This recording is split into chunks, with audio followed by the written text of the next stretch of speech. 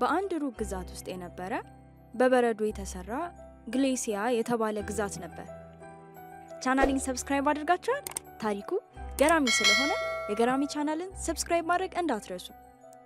ይሄ ግዛት ከሌሎች ግዛቶች የሚለየው ከዓመት ዓመት የግዛቱ ተራሮች፣ መንደሮች ሆኑ መንገዶች በበረዶ በመሸፈናቸው ነው። የግዛቱ ልጅ የሆነችው ልዕልቷ አሪያ ልክ እንደ በረዶ ነጭ ጸጉር አላት። አይኖቿ ሰማያዊና የሚያምሩ ናቸው። ልዕልቷ አሪያ አሁን ስላደገች መጪዋም ንግስት ለመሆን ስለደረሰች ለንግስናዋ መዘገጃጀት ጀመራለች። ታዲያ ልዕልቷ አሪያ አንድ የምትታወቅበት ነገር አለ። እርሱም ይሄ ቀይ ጓንቷ ነው። ይሄ ጓንት ተራ ቀይ ጓንት ብቻ እንዳይመስላችሁ። ይልቁኑ ከቀደምት ነገስታቶች ሲወርድና ሲዋረድ የመጣ ቅርስ ነው እና አሁን ጊዜው ሆኖ የልዕልቷ አሪያ እጆች ላይ ወድቋል። ልዕልቷ አሪያ ከነዚያ ቀይ ጓንቶች ጋር የተወለደች እስኪመስል ይህንን ቀይ ጓንት ከእጆቿ ላይ አታወልቋቸውም ነበር። ታዲያ አሪያ ይህን ቀይ ጓንት ያለ ምክንያት አይደለም የምታደርገው። ይልቁኑ ጓንቱ ተአምራዊና አሪያንም ከስራ የሚገላግል በመሆኑ ነው። ልዕልቷ ልክ ጓንቱን ስታደርገው ድንቅ ድንቅ የሆኑ ወደ ሌላ ግዛት የሚላኩ ደብዳቤዎችን ይጽፋል። ፍጥነቱ ብትሉ በቤተ መንግስቱ ዝግጅት ቢኖር ከመድረክ ማሰማመሩ ጀምሮ እስከ ምግብ አቀራረቡ ቀዩ ጓንት ነው የሚሰራው። እንደው ልዕልቷ ይህን ቀይ ጓንት ለምኑም ትጠቀመው እንጂ ድሮ ነገስታት አያቶቿ በጣም አስፈላጊ ለሆነ ነገር ብቻ ነበር የሚጠቀሙበት። በተቃራኒው ደግሞ ልዕልቷ አሪያ ለትልቁም ለትንሹም ስራ ይሄንን ቀይ ጓንት መጠቀም ሆኗል ስራዋ።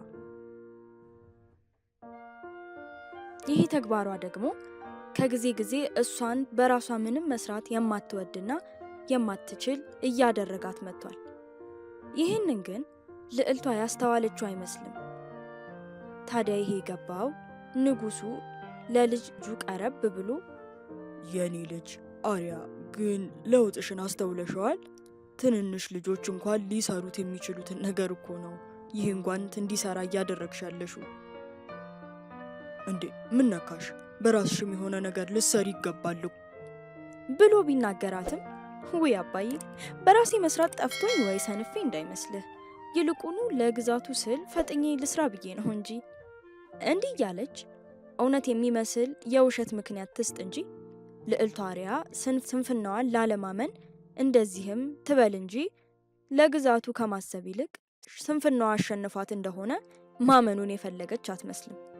ነገር ግን ልዕልቷ አንድ ያላወቀችው ነገር ልዕልቷ ይሄንን ጓንት ለትልቁም ለትንሹም ስትጠቀመው ቀዩ ጓንት ኃይሉን እያጣ መሄዱ አይቀሬ ነው። ታዲያ አንድ ቀን ልዕልቷ የቤተ መንግስቱን መጽሐፍት ቤት ስታጸዳውና መጽሐፍ ስታስደረድረው ዋለች።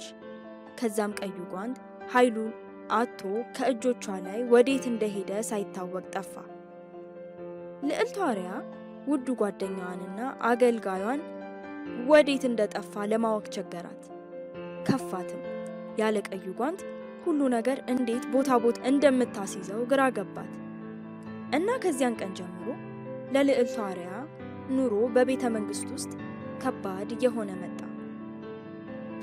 መመለስ የሚገባቸው ደብዳቤዎች ተጠራቅመው አንድ ሀገር ሆኑ። ልዕልቷ አሪያ ቀድሞውኑ ቀዩን ጓንት ታሰራው ነበርና አሁን በራሷ እንዴት ብላ መጻፍ እንደሚገባት ግራ ገባት። በዕለቱ የነበረውም ታላቅ ድግስ እንዴት እንደምታስተካክለው መላው ጠፋባት። አሁን ቀዩ ጓንት የለም። አሪያም ምኑን ከምኑ እንደምታደርገው ጨነቃት። አገልጋዮቹም ወደ እሷ እየመጡ ከትንሽ እስከ ትልቅ ነገር እያንዳንዷን ነገር ይጠይቋት ነበር። የአምናው ይሄ ዝግጅት እንዲህ ያምር ነበረ፣ በቀዩ ጓንት ኃይል ማለት ነው።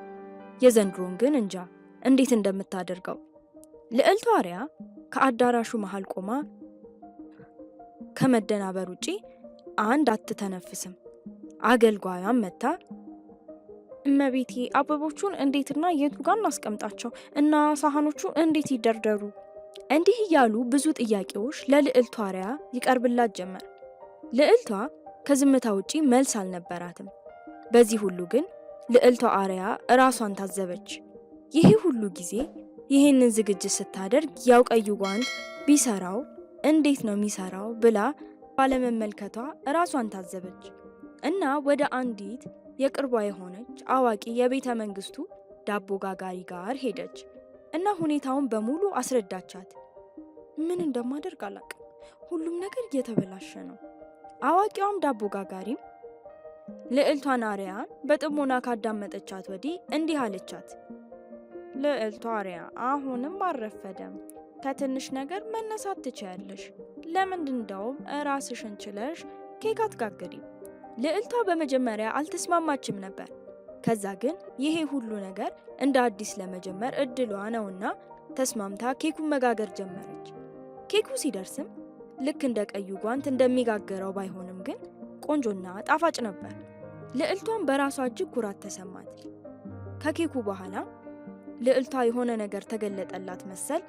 ያ የተከመረውን ደብዳቤ ለመመለስ በትዕግስት ቀስ ብላ መጻፍ ጀመረች። ቀዩ ጓንት እንዳለ ጊዜ ባይቀልም የማይቻል ግን እንዳልሆነ ልዕልቷ አርያ ተረዳች። ከግዛቷ ህዝቦች ጋር ጊዜ ማሳለፍ ጀመረች። ችግራቸውንም መጠየቅ፣ እነሱንም መረዳት ሞከረች። ልዕልቷ የምታሳድጋቸው ጽጌረዳዎችም ኖሯት። ታዲያ በአንዱ ቀን ጽጌረዳዎቿን ስትኮተኩት ያንን የጠፋባት ቀይን ጓንት አገኘችው። ይሄ ቀይ ጓንት ስታገኝ ከልቧ ነበር የተደሰተችው። ጓንቱን በፊት ከነበረው አስማታዊ ኃይል ጨምሮ ነበረ። አሁን ግን ልዕልቷ ይሄን ጓንት ለአስፈላጊ ጊዜያት ብቻ ልትጠቀምበት ለራሷ ቃል ገብታለች። ምክንያቱም ልዕልቷ አርያ ከፍጥነት ይልቅ ነገርን ከስሩ መረዳትና ማወቅ ከምንም በላይ አስፈላጊ እንደሆነ፣ በራስ አንድ ነገር መስራት በራስ መተማመንን እንደሚጨምር ተረድታለች። ወደ ሳጥኑ ውስጥም ጓንቱን ከተዋለች። ታዲያ በአንዱ ቀን ምሽት በቤተ መንግስቱ ከባድ የሆነ አውሎ ነፋስ ይነሳል። አውሎ ነፋሱ ኃይለኛ ከመሆኑ የተነሳ በቤተ መንግስቱ ዙሪያ ያሉ የነዋሪዎችን ቤት ያወድም ጀምሯል። ይህን ያየችው ልዕልቷ እየፈጠነች ወደ ሳጥኗ አመራች። ቀዩንም ጓንት ተጠቅማ አውሎ ነፋሱን ማቆም ቻለች። በልዕልቷ በጎ ስራም የቤተ መንግስቱ ነዋሪዎች በጭብጨባ አመሰገኗት።